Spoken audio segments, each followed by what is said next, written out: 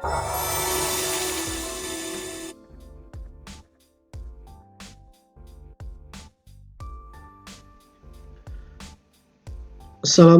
warahmatullahi wabarakatuh. Baik, pada video kali ini kita akan membahas tentang penggunaan database pada framework CodeIgniter. Jadi teman-teman terlebih dahulu silakan dibuat database-nya terlebih dahulu. Kita coba buat database localhost php-admin.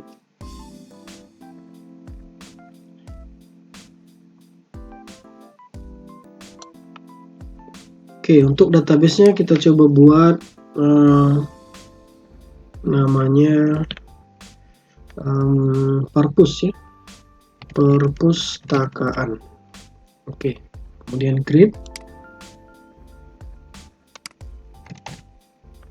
Nah, ini perpustakaan sudah jadi. Kita coba buat tabelnya. Pertama tabel buku, jumlah kolomnya kita coba buat sekitar 6 saja.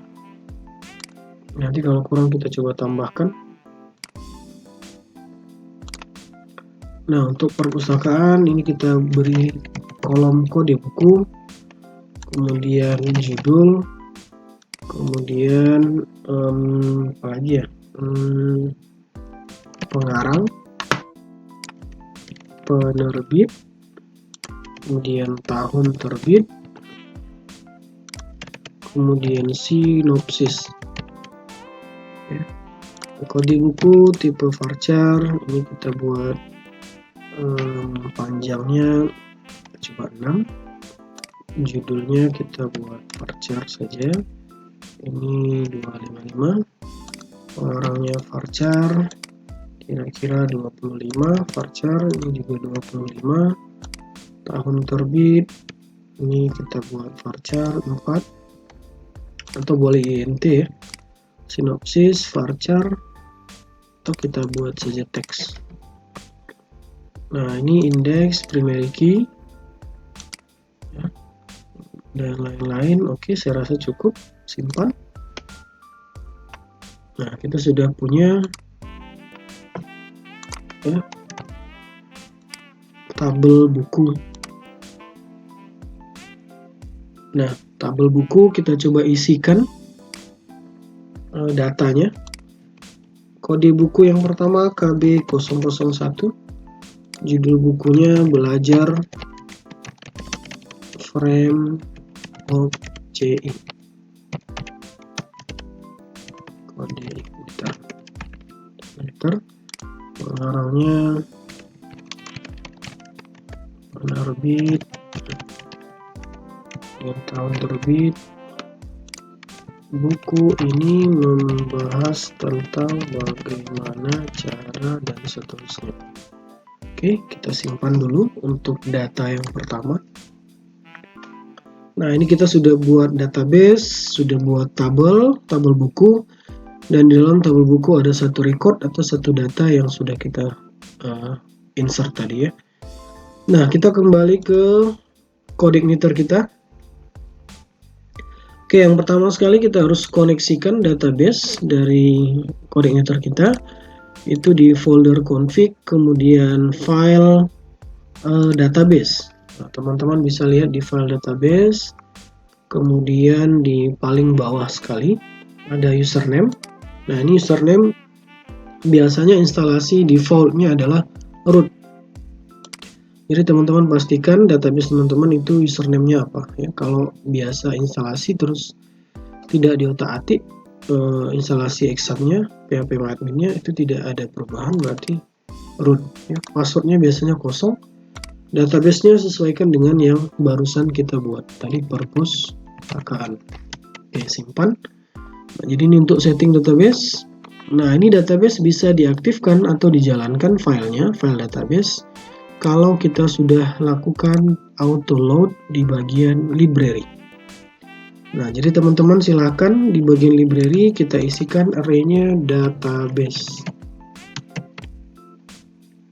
Oke, ya.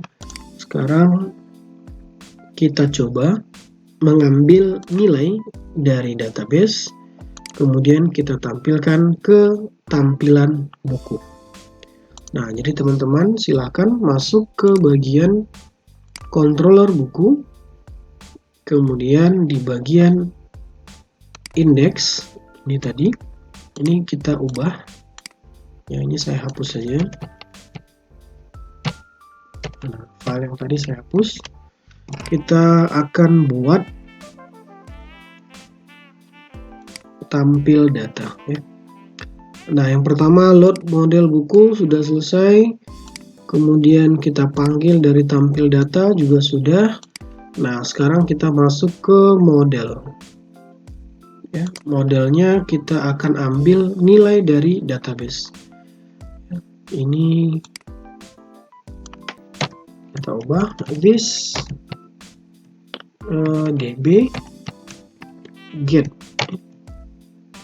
this db get nama dari tabel yaitu buku, kemudian result. Oke, kita coba lihat di bagian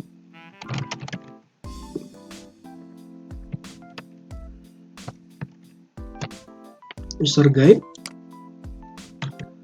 Kita coba query.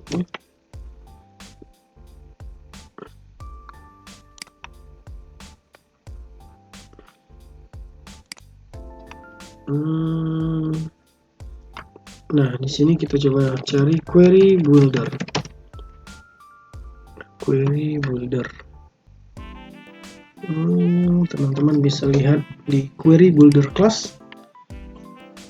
Nah, di sini ada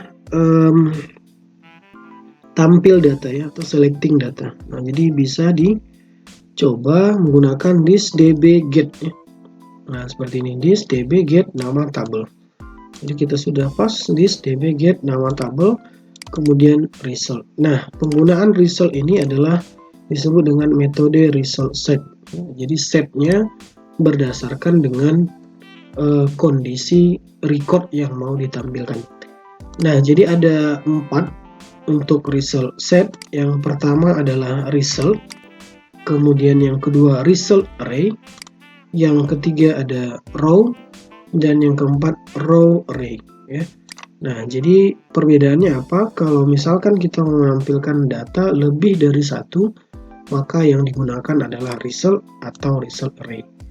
Bedanya result dan result array, kalau result bentuknya sebagai objek, kalau result array bentuknya sebagai array. Nah, hanya saja cara menampilkannya yang berbeda. Nah, sekarang kita coba bagian result dulu. Setnya kita buat result, karena kita akan tampilkan lebih dari satu data, artinya seluruh data yang ada di dalam tabel kita. Nah, ini saya coba copy, saya mau datanya ada 2.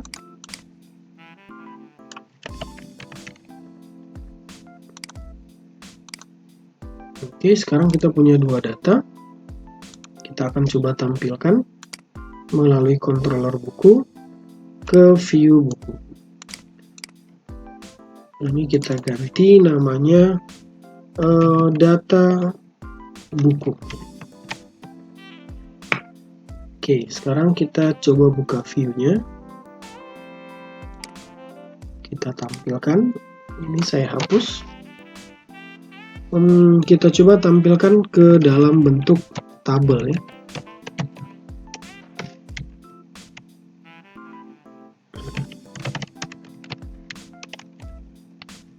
Teman-teman silahkan buka atau buat sesuai dengan jumlah kolom, ya, judul buku.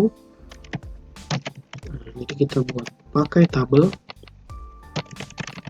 pengarang penerbit tahun terbit sinopsis. Oke, ini row yang pertama, row yang kedua, yang di bawahnya ini kita coba PHP.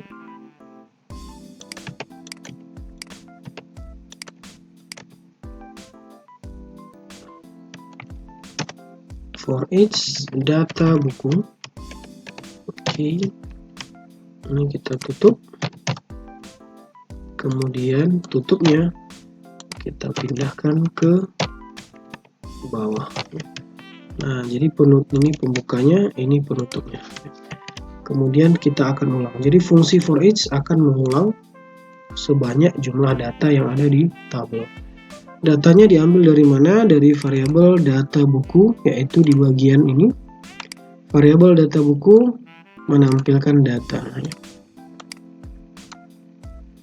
Nah, sekarang kita coba buat data pertama PHP echo. Nah, jadi teman-teman bisa buat PHP echo kemudian variabel, atau echo-nya kita ganti jadi sama dengan tanpa PHP. Key itu diambil dari sini untuk pengurainya. Kemudian kode buku ini diambil dari nama dari kolom yang ada di tabel. Oke, kode buku.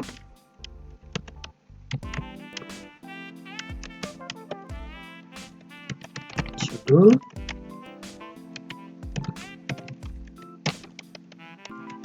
Pengarang. Penerbit. Tahun terbit. Sinopsis. Oke. Ini saya coba beri border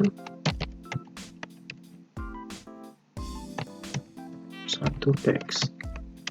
Kita coba refresh. Nah, jadi data yang ada di dalam tabel sudah tampil ya. Jadi ada 2 data. Nah, sekarang kita coba buat menggunakan result. Result set tadi ada 4 result set.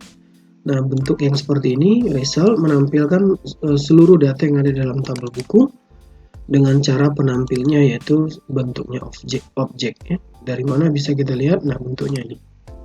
Ya, variable key, kemudian chain, kemudian nama kolom yang diuraikan melalui for each, yang diambil datanya dari variabel data buku yang sifatnya tadi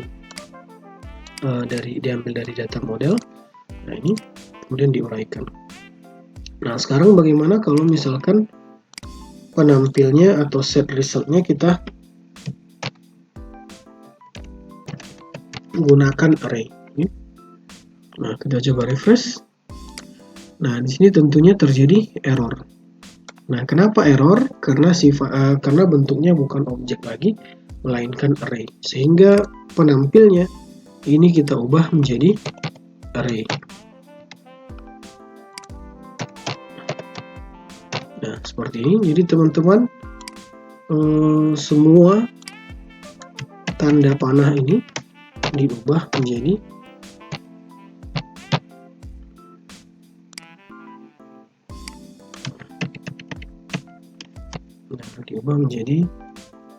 array. Seperti ini ya. Kita coba refresh. Nah, akan berhasil tampil. Nah, jadi ketika kondisinya adalah result array, maka penampilnya harus menggunakan index array. Kalau misalkan metode resultnya adalah result doang atau result aja nih, maka di sini penampilnya harus menggunakan objek. Ya, itu perbedaannya. Ini saya kembalikan karena lebih enak itu pakai yang objek. Ya, kita hapus. Nah, seperti ini ya. Oke. Nah, itu tadi untuk penggunaan result set ya. Atau misalkan result setnya kalian bisa terapkan di bagian controller pada saat posisi pemanggilan model. Nah, ini tinggal diberi result. Nah, seperti ini. Ya, resultnya dipindah ke sini. Ya, jadi sama saja. Kalau yang tadi itu di sini di dalam pemanggilan isi dari tabel, tepatnya di method pada model, atau juga di bagian sini. Jadi tidak ada masalah. Ini nama method pada model, kemudian dilanjutkan dengan result set. Nah, itu juga tidak ada masalah. Nah, ya, jadi tidak ada error. Jadi tergantung teman-teman mudahnya seperti apa ya. Nah, mau pakai di sini boleh, atau mau dipakai di sini juga boleh. Nah, jadi kalau teman-teman tidak pakai di sini, nah ini berarti teman-teman harus pakai di model begini. Tapi kalau teman-teman tidak pakai di sini, berarti di controller pada saat pemanggilan model harus dipakai. Ya. Nah itu. Oke, kemudian bagaimana kalau misalkan kita mau menampilkan detail data, artinya cuma satu data aja.